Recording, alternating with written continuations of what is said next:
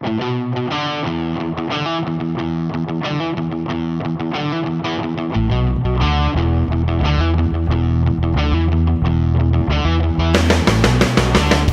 guest today has a career in finance, hospitality and casinos before entering the fitness space, where he headed a £500 million company to thrive in over 20 countries. Now he's heading up a brand of high-end health clubs that epitomise London luxury. They not only look incredible, but each one is engineered to fulfil every fitness needs of its members. These clubs all invoke individuality, bound by the common need to inspire and provide training for life.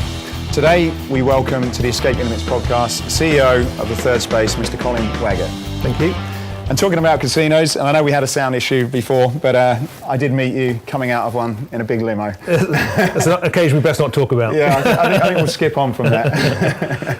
So tell us a little bit how you started. You know, what was the early business career like for Colin? So when I started, the one thing I knew was that business generally was, I wanted a career in business rather than professional services. So I wanted to work in a business that had growth potential, was dynamic and was customer facing. But what I didn't realise when I first set out is how important what that business did was to me. So the one hand, you can look at your career by size of role or size of business, and they were important to an extent, but I realised what was more important was the business did something which I related to and could care and really cared about. So having worked, as you pointed out, in hotels or casinos, those were sectors which, okay, they were, interesting, but they didn't really grab me by the heart, unlike the fitness industry has done. Right. Okay. And so the first big company in the fitness world you worked with was Fitness First. Is that correct? That's right. Yeah. And what was describe the sort of what the business was like when and the industry was like when you joined at the time? Yeah. Well, I can answer that question both with what I felt at the time and with hindsight perhaps. So certainly what I felt at the time was I was joining an industry which was really young. Having come from the hotel industry, for example, where the business is hundreds of years old, Fitness First when I joined was only a 10-year-old business, and that was one of the ones that had been around for longest. So it was incredibly young, exciting business where anything was possible. So rather than getting the answer when you were trying to try something new of being, it's just not done that way, the answer was much more likely to be, let's give it a go, let's try that, because everything was evolving at such a pace, such a young industry. So that was really, really exciting to me.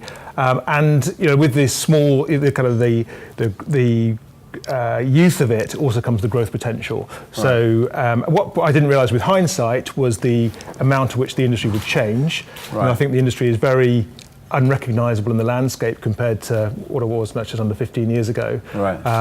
But at the time looking forward, it just felt like there was lots of green space of new sites, new concepts, and customers who are rather a market and consumer demand which was just only going to go in one direction. Right, and they were very much about affordable fitness at the time. Did you anticipate the sort of low cost model at that point then? Bluntly, no. No. That was halfway through my time at Fitness First, really, when the first budget clubs started to evolve. What was quite interesting was Fitness First Germany, which was the second biggest Fitness First business, had grown up alongside McFit. Right. And therefore there had been, within the group there was plenty of experience of operating alongside the budget clubs. But with benefit of hindsight, we missed the impact it could have, particularly in the UK market. Much less of an impact overseas, but in the UK it had a very big impact. Yeah. What were some of the sort of big business lessons you probably took from that experience then? Specifically of the budget clubs? Or from the Fitness First times?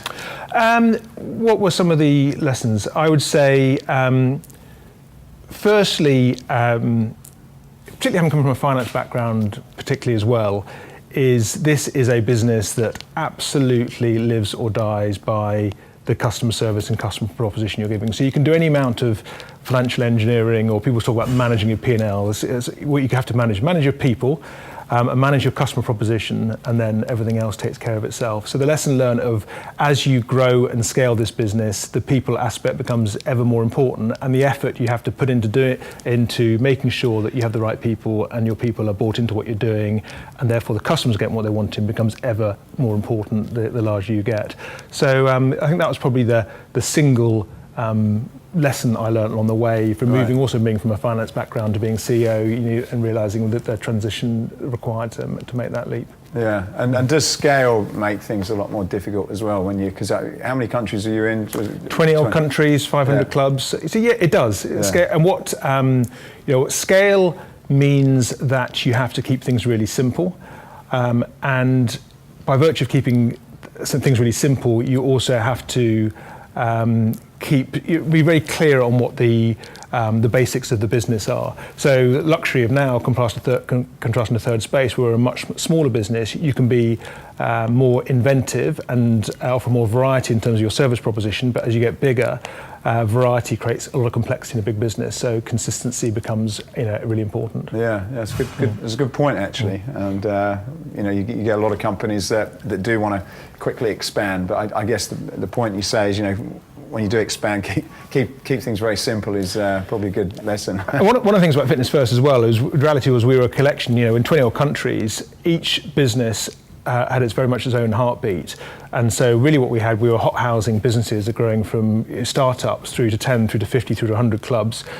So whilst when I joined, the UK was already over 100 clubs, other businesses like in Indonesia, Philippines or France were ranging between no clubs or 3 or 4 clubs, and seeing those grow through that 10 mark, 15 mark, 20 mark, and the different challenges that each and every business went through when it goes through those different size points was quite interesting, and that's something that I've certainly learned a lot from, of how you go through that growth trajectory. Yeah, so leaving Fitness First, you went on to Cycle? That's right, yeah. So what was the thinking behind that? Because that was quite early really for England for that model. I suppose it was having left Fitness First and looking at the market, I realised, continue to learn about yourself, don't you? One, that I didn't want to go and work for another very large business. I wanted to do something which was smaller, more premium, and something where I felt I could shape the consumer proposition much more than I'd been able to do so in Fitness First. So you can't shape something more than starting with a blank sheet of paper. So that's exactly what we started with. And looking around the world, looking at what was happening, it was very clear to me that the boutique category was going to grow here, and therefore it was about being one of the first to do that in London. So naturally I went over and looked at the Flywheels and the Soul Cycles of the world over in the US, took what I thought was relevant for them for the UK market, changed some things which I thought would be important for the London and UK market, and went from there. So going from 500 clubs to 1 club was quite a big transition, but nevertheless a really, really enjoyable one actually. Yeah. And what do you think was in the cycling concepts? Because there's, if you look at some of the bigger ones like Soul Cycle that have been huge, what do you think has sort of made them as successful as what they are compared to a lot of clubs where, like, we're even sitting in a spin studio here? What is the magic ingredient, do you think, after being involved in that type of business? I would say 2 or 3 words that are important. One is theatre. Right. Whereby it's exercise, but it's also entertainment. Community, so when you are more niche, you are able to appeal to a very specific type of person, and therefore you get a lot of like-mindedness happening within your studio. And the third thing is new. People like new things, and therefore something that looks and feels exciting and new, a certain type of customer will flock to. Right. So if you capture those 3 essences within the brand and within the experience, then you're halfway there. Yeah. Is it difficult to get sort of instructors that are able to give that theatrical experience? Yes, yeah, absolutely. And having done it now twice, because we obviously have the Another Space business as well, and we are bringing that same mindset into third space. Is for some class concepts, it's you could say it's rooted in sports science, and some class concepts, the sports science is relatively light touch, and what you really need is the entertainment and communication factor. And some classes are a real blend of the 2 things, and therefore what we've done on several occasions now is when you're looking to build that instructor team and recruit them, then you look in the performing arts world, actors and dancers, etc., and you teach them the fitness skills rather than to teach someone who's perhaps hardwired in a fitness way of thinking to become a different kind of person, which is frankly really difficult. Yeah. So but finding those those people who've got the, I hate to use the word, but that kind of X factor charisma is hard, and to get them to because they're special people and need to be looked after well. And do you think, like, some of these brands that are expanding rapidly. Do you think that's one of the sort of limiting factors for expansion, just getting quality people like that can deliver upon that? For sure, absolutely. Right. And the same token as people, as those businesses get bigger, making sure those people feel as connected to that business as they did when the founder was, behind the reception desk. Those are some of the challenges those businesses, I think, will face. Yeah, I read somewhere that SoulCycle, it's something like 10 weeks training to become an instructor on a bike, which I don't know if that's accurate, but certainly I read it and it seems, I guess it's required, I suppose, when you think about it. But yeah, and we're exactly the same at another space. If you take someone out who's never taught a fitness class before, but they've done West End shows, it takes a similar amount. It's about the time we will take to get them used to that new environment. It is a different skill set. Right. So yeah, it takes that amount of time.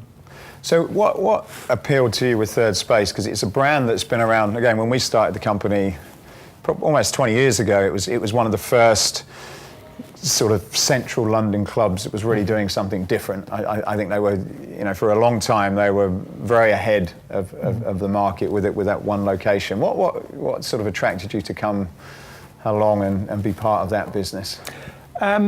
It was the Third Space to me is an absolute sweet spot in terms of market position and enough scale without being a massive company. So when I came on board, the business had just gone from having 2 clubs to having 4 clubs with the merger with the Reebok Sports Club and 37 Degrees.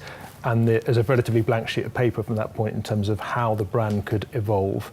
The legacy and the heritage of Third Space, as you said, was exceptional. It was a very forward-thinking business when it first was invented, and I and the investors felt that there was an opportunity here to pick the work up that had been done to date and really move it forward again, and looking at the market opportunity of seeing that the London in particular, but many cities in the world haven't got the premium offering. That's frankly, at one end you've seen all the growth in the budget market, but actually I think there's a big opportunity at the premium end as well for customers who are, they're fitness savvy, but they're also fashion conscious, and they've got they like the nice things in life, and therefore you match the quality of the training with the quality of the all-round experience. I just think there's a big opportunity there. So Third Space was about realising that opportunity. We've got a starting platform, we've got a brand, we've got some clubs, but actually beyond that, growing into what I saw as a clear space. Yeah, and how would you describe what the Third Space brand does? What is it that you deliver, or do you aspire to deliver that's, I guess, separate from anybody else? The way I tend to think about our business is, some people ask me what's the USP, right? And I tend to think that's the wrong question to ask about a health club business. It's a bit like if you go to your favourite restaurant and say, what do you like so much about the restaurant? What was its USP? It's just not a question you ask in that context. And I think health clubs are a little bit the same, in that what matters is the sum of all the ingredients coming together. So take the club here, we're a Canary Wharf club here. We've got a huge number of things you can do. And what we have to make sure is each and every moving part there is special and different. So one person walking the door might be coming to this cycle class this evening, the next person might walk through the door, go to the yoga class, or use the climbing wall, or go to the pool. And we've got to have to make sure each and every experience across that broad array is excellent and best in class. So when we benchmark each element of our program, we benchmark against the others in the market who may only do that one thing, say, are we as good if not better than them? And then we wrap it round with a service style and an ambiance through decor design, service experience, fluffiness of towels, quality of showers, etc., which makes the whole thing feel like a luxury experience. So when some of the parts walk out and people go, do you know what, that was just a really good experience, that's what we aspire to have. People go, wow, I really enjoyed my time tonight at the club, I had a great class, I had a great workout, I had a great interaction with some people. That's the feeling we aspire to have. Right, okay. So it's really a combination of different things coming together to make how you differentiate yourselves from other people in that space. Yeah, and our vision statement is to inspire people to fulfill their lives through healthy living. Our customers are the sorts of people, they're busy, successful people, and what they want, they see fitness in their lives to bring balance to the stress or their outward, everything else that's going on in their lives. They come here for a bit of me time. And therefore, when we inspire them through the ambiance, through the classes, through what we offer, to get a little bit more out their entire lives, then job done. Yeah, you mentioned design, and I remember when Third Space was built, going through. It was literally a building site, and there was an American architect at the time, and he would spend a huge amount of time on this front desk. It was a big red sweeping desk, and so at that time, the whole design and architecture of the facility was important. Is that something that's still important to your brand now? Yeah, absolutely. I think it sets the tone. So people might, the first impressions really count, and so when people walk in and they go, "Wow, that's not what I expected to see in a health club or a gym," that's a good reaction for us, I think, as people to get. It's a design environment that people might associate more with a private members club or a restaurant or a high-end hotel. That sort of feeling to it, and I think it just it creates the whole stage really for our instructors and trainers and people to perform on and provide a great service. So design is really important. Yeah. What was the decision to go from, I guess, a full service club, I suppose, to use a word, to then setting up the Another Space concept? What was the decision to go into that area? I think they're both opportunities. I think they are.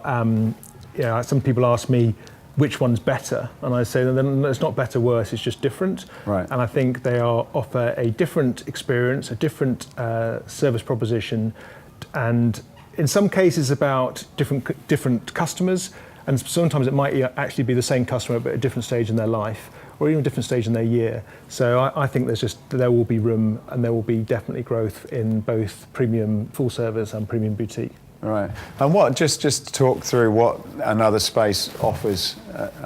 What's the offering that you get? So we have 3 class concepts. We have a cycle-based concept, we have a yoga-based concept, and we have a hitch-based concept. They're all pay-as-you-go, book online, but classes only. So 3 studios in each location, in 2 locations. Right.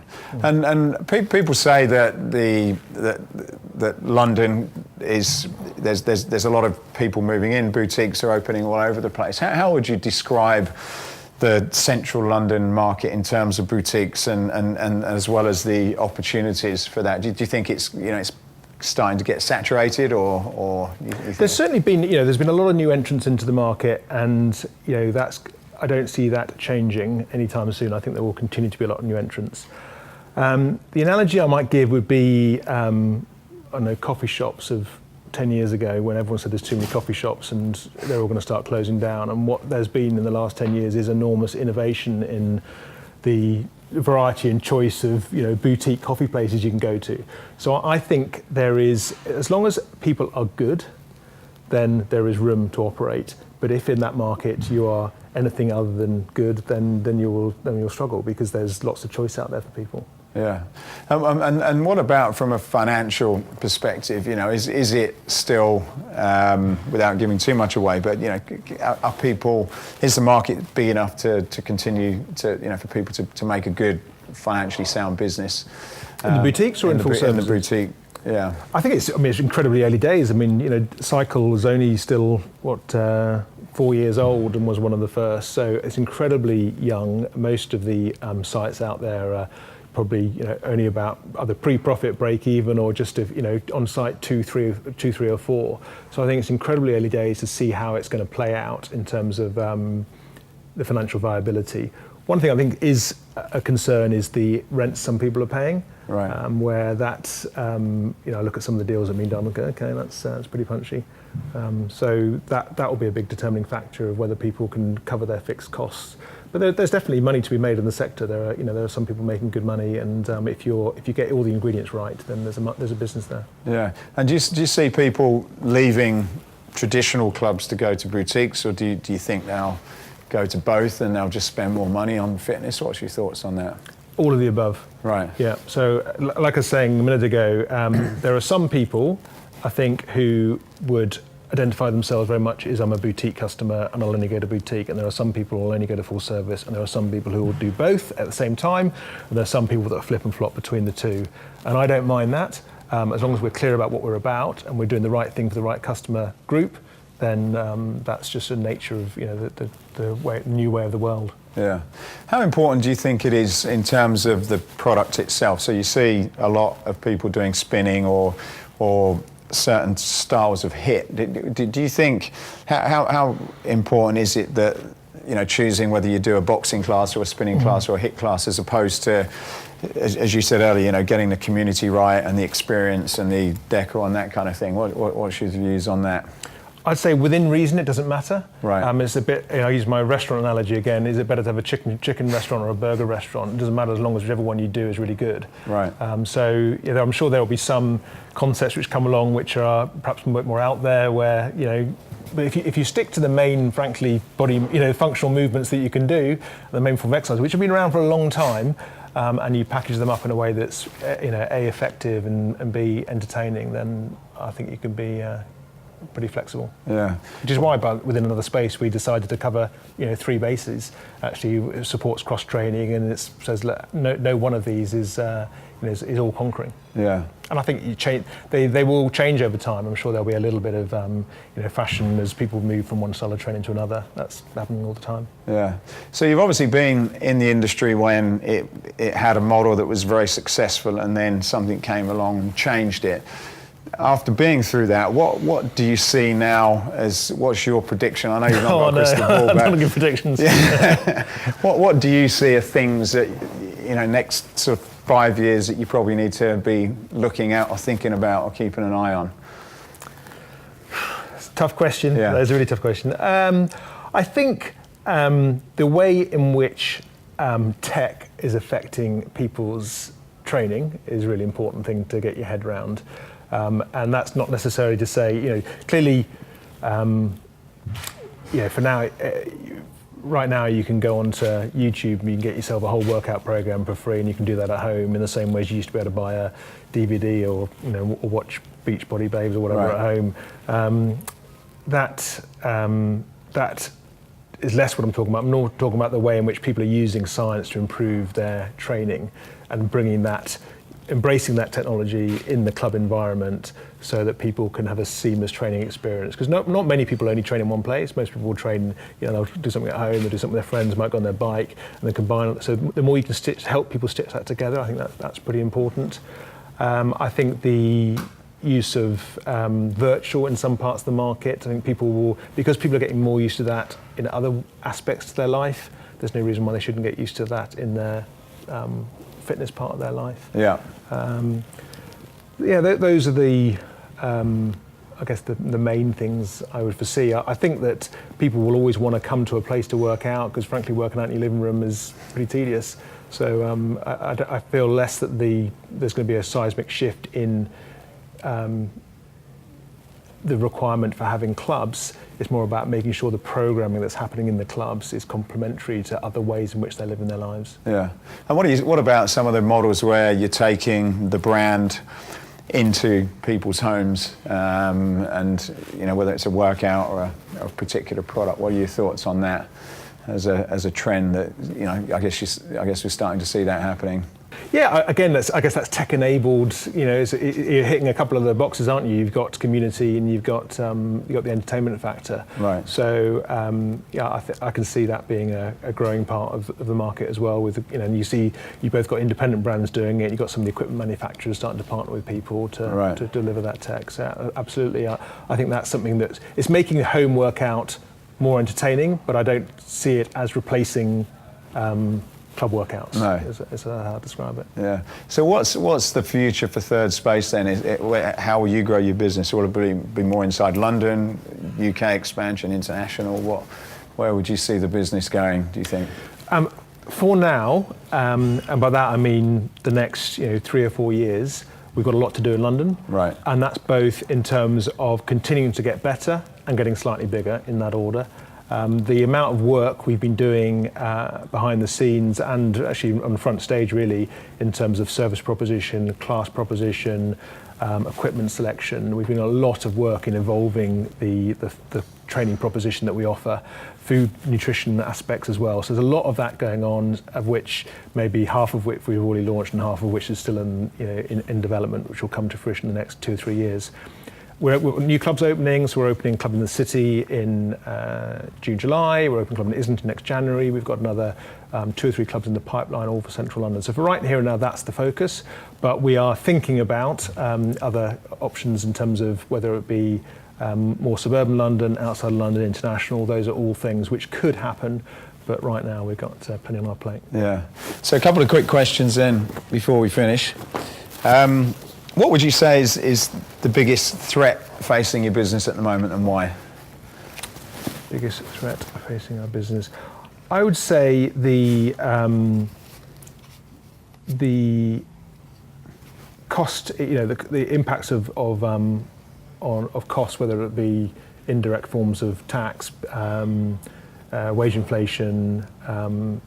So there's a lot of inflationary cost pressures on the business, which you have to be in a competent position to pass that pricing through. So if your margins are thin, you'll get squeezed. Fortunately, our margins are good, so we'll ride through that. But there's a lot of cost pressures. I think in terms of consumers, I think the threats are you've just got to be quick. Things are moving ever more rapidly, and therefore that's one of the reasons I like being much smaller, because you can, if you need to change, you can change much more quickly. I can get all the general managers in the room with about 2 hours notice as opposed to 6 months notice previously. Yeah. So that's so I think you've just got to be prepared for unexpected. Yeah. And that kind of leads on to the second one. So how do you and your business stay relevant in a very fast-paced, changing world and industry? Just got to be looking everywhere all the time, and myself and the exec team, we're all passionate about fitness. We all spend plenty of time looking at what else is happening in the market here in the UK, in Asia and the US, across Europe. So constantly looking outside to see what's going on, so don't get too inwardly focused, and also be prepared to try stuff. We've launched, launched 8 new class concepts last year. 6 worked and 2 didn't. So you quickly brush those away and replace them with something else. But it's better to try it and get 6 right than try 2 and get 2 right. Yeah. What advice would you say to sort of young people listening to this that aspire to have a brand I'm still young, Matt. Or younger than you, younger than Colin, that have an aspiration to one day have a brand like Third Space? What would be your main piece of advice for someone like that?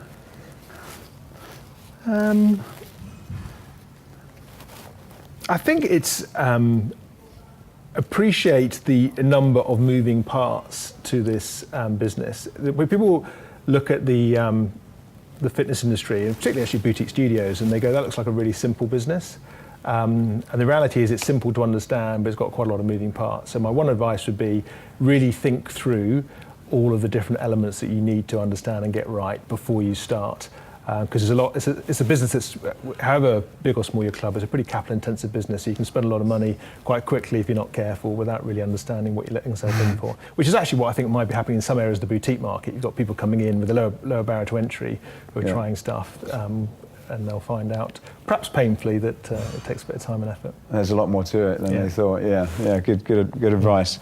How does your business use technology from sales and marketing? Firstly, from a marketing point of view, our marketing strategy is, one of us really simple, is if you do interesting things, you've got interesting things to talk about. So all of our marketing is based on genuine content created within the clubs from our people and from our trainers, disseminated through social media, through newsletter, blog channels, etc. So placing that, then using technology to make sure that's being served up to the right people at the right time.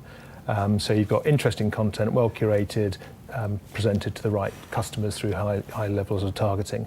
Then from a sales point of view, it's much more than about behind the scenes lead management, which in the end of the day is just good service, when from the moment someone's expressed an interest, that you handle them extremely seamlessly through to the point at which they join. So I'd say that's the sales element is about being slick, the marketing stuff is about being creative. Yeah. What's your process, or your personal process, not necessarily with your team, but for making important business decisions? How do you approach that? I would say I'm a consultative person in the sense that I like, if I've got something I'm chewing over, talking it through with quite a few different people, including people who might not necessarily agree with you is really good. And I'm fortunate in the setup that we've got in the business at the moment. I've got plenty of different people that I can turn to for that, because generally, if you've been challenged multiple times over a particular idea, it helps you really form your own view of what you really think about something rather than sitting in isolation. So talk about it. Yeah, that's a good idea.